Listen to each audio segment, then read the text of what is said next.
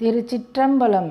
இருகை யானையை ஒத்திருந்து என்னுளக்கருவை யான் கண்டிலேன் கண்டது எவ்வமே வருக என்று பணித்தனை வானுளோர்க்கு ஒருவனே கிற்றிலேன் கிற்பன் உண்ணவே. தேவர்களுக்குள் ஒப்பற்றவனே, நான் பலகாலம் 2 துதிக்கைகளை உடைய யானையைப் போல செருக்குடன் திரிந்தேன்.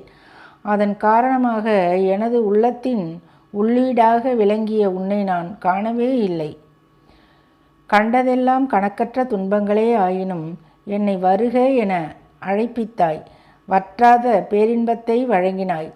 அப்போது அவற்றை அறிந்து கொள்ளும் அறிவும் இல்லை, அனுபவித்திடும் ஆற்றலும் எனக்கு இல்லை. உண்டொர் ஒன்பொருள் என்றுணர்வார்களாம் பெண்டிர் ஆண் அழி என்றறி ஒன்கிளை. தொண்டனேற்கு உள்ளவா வந்து தோன்றினாய் கண்டும் கண்டிலேன் என்ன கண் மாயமே.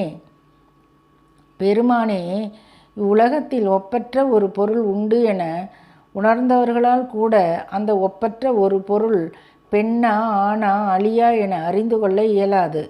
அவர்களுக்கு உனது உண்மை உருவத்தினை நீ காட்டவே மாட்டாய்.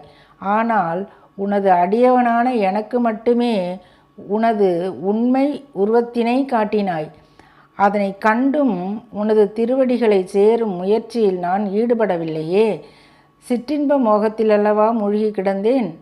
எனக்கு எனது கண்களே வஞ்சகம் செய்தன. ஐயனே, என்னை காப்பாயாக.